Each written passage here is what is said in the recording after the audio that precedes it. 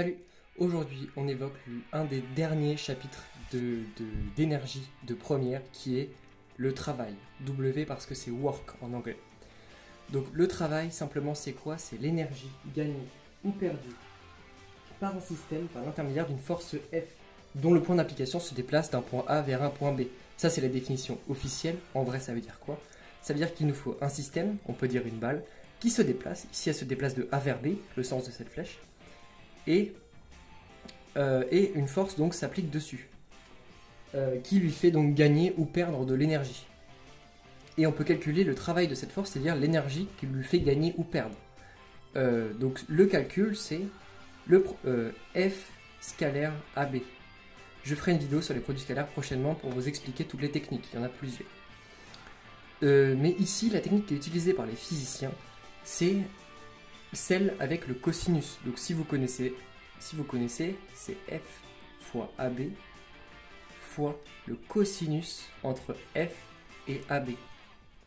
Donc ici, on a la force F, on prend le sens de direction, on se met du côté où le système va, et on fait l'angle jusqu'à la force. Donc ici, on a un angle θ.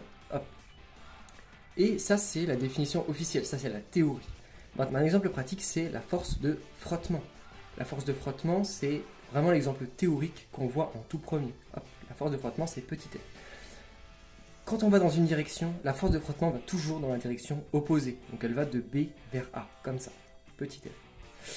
Et son travail, c'est donc égal à petit f fois AB fois le cosinus entre petit f et AB. Sauf que regardez, hop, l'angle ici, il est de 180 degrés. Et qu'est-ce qu'on sait sur le cosinus de 180 degrés? C'est égal à moins 1. Pareil, je vous ferai une vidéo sur la trigonométrie. Donc c'est égal à moins 1 ici. Donc si on simplifie, c'est égal à moins f fois AB. Et après, vous mettez les forces que vous voulez. Petit f peut être égal à 12 et AB peut être égal à 25. Et après, il suffit juste de faire le calcul. 25 fois 10, 250. 25 fois 2, 50. Et donc ça fait 300. 300 joules, bien sûr. Voilà, j'espère que ça t'a plu et on se retrouve demain pour l'application.